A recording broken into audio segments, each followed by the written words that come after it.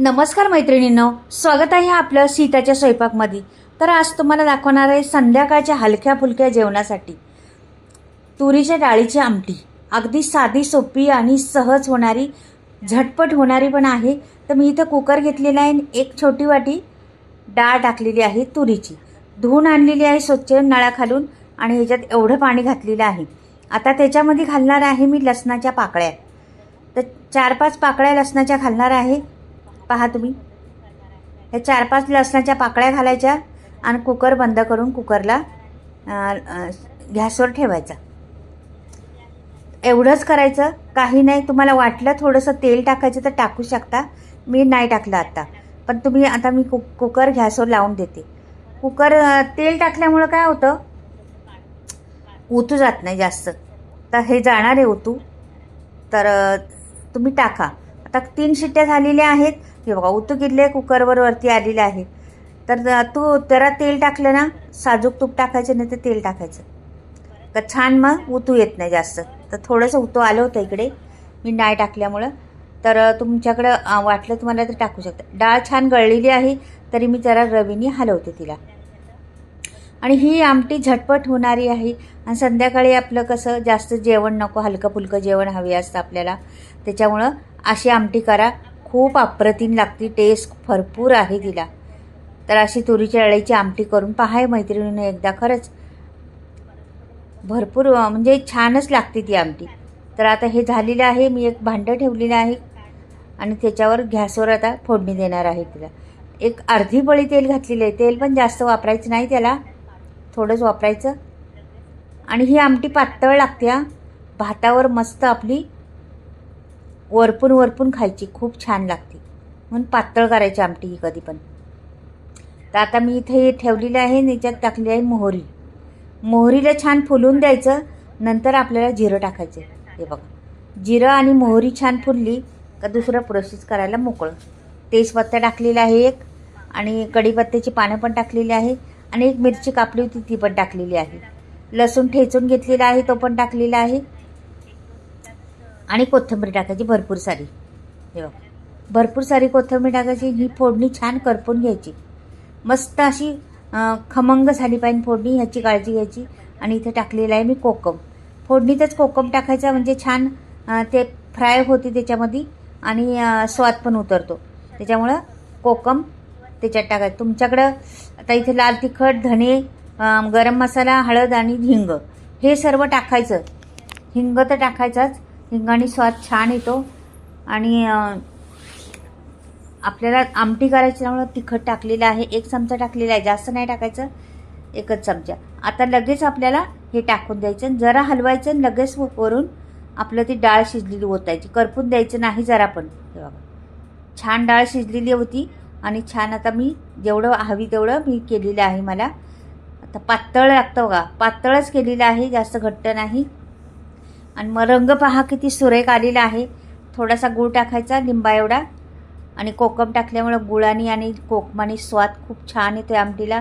मस्त भातावर गरमागरम भात वाफाळलेला आणि ह्या आमटीवरून होता, फार अप्रतिम लागती।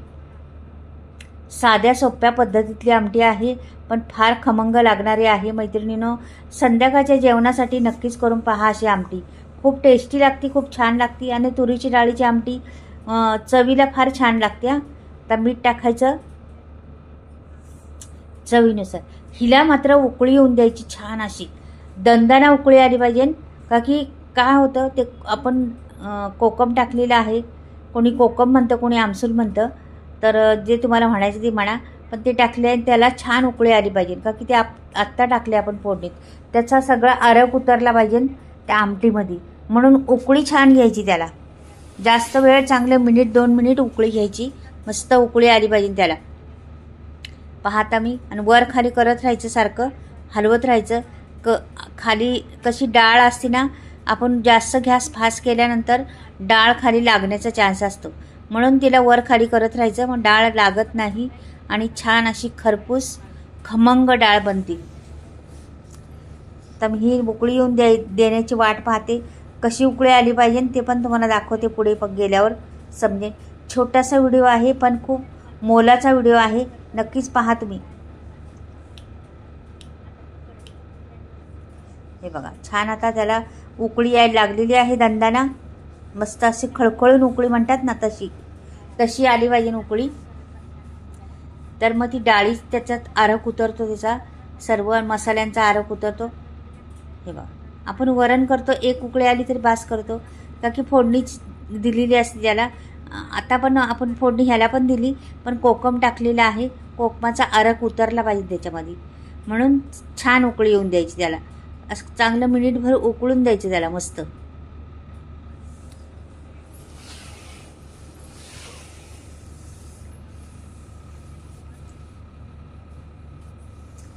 हलवत राहायचं मात्र सारखं. वरचा तवंग आलेला त्याला असं हलवायचं. पहा बरं आमटीचा सुगंध एवढा सुटलेला आहे ना, कोकमामुळं आणि गूळ टाकल्यामुळं आणखीन स्वाद छान आलेला आहे, त्याला येणार आहे. म्हणजे त्याला पहा तुम्ही अशी वरकारी करत राहायचं सारखं. छान उकळी आलेली आहे, खळखळून उकळी आलेली आहे त्याला. उतू जावं ना म्हणून वर खाली करायचं आणि अशी वरण मस्त ती आमटी. पहा सुगंध फार सुटला. दुसरी गोष्ट मैत्रिणींना, माझ्या मसाल्याचा स्टॉक आलेला आहे नवीन, आता सगळं कुटून आलेलं आहे. तर तुम्हाला घ्यायचं असलं तर पुढे मी मसाल्याविषयी दाखवते, ते तुम्ही व्हिडिओ पहा. पुढे छोटासा व्हिडिओ आहे, पण मसाला कसा करते मी, कुठे करते, कशा भाजते, ते संपूर्ण व्हिडिओ आहे. कुठले मसाले वापरलेले आहेत, कुठल्या मिरच्या वापरलेल्या आहेत, ते सर्व दाखवणार आहे तुम्हाला. आणि तुम्हाला मसाला घ्यायचा असला तर स्क्रीनवर नंबर दिलेला आहे. आता मी काढून घेते आणि पाहते. हे बघा रंग पहा किती सुरेख आलेला आहे तिचा, आणि छान दिसती मस्त एकदम. पळीने वर केली तरी रंगच जात नाही. आता मी मसाल्याविषयी सांगते. पहा मसाले माझे हे मी चुलीवर भाजते सर्व, आणि तेलात भाजते. मिरच्या सगळं निसून घेते, कुटून व्यवस्थितशीर डंकावर कुटते, असं चक्कीत दळत नाही. आणि हे सर्व 18 ते 19 गरम मसाले आहेत. सर्व मसाले घालते मी त्याच्यामध्ये, आणि हाय क्वालिटीचे गरम मसाले आहेत. बऱ्याचशा वस्तू बिना केमिकलच्या असल्यामुळं आमच्या शेतात उगवलेल्या शेणखतावर ऑर्गॅनिक म्हणतात ना, तसे बरेचसे आहेत. मिरच्या, धने, सफेद तीळ, हळद, हे सर्व बरेच आहेत वस्तू. त्या मी आमच्या घरच्या असल्यामुळे त्या ऑर्गॅनिक आहेत.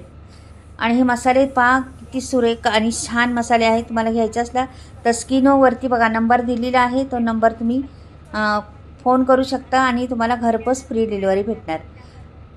आणि सगळे मसाले आहेत, एकूण एक बाजारात भेटतो तो मसाला, गरम मसाला घातलेला आहे मी.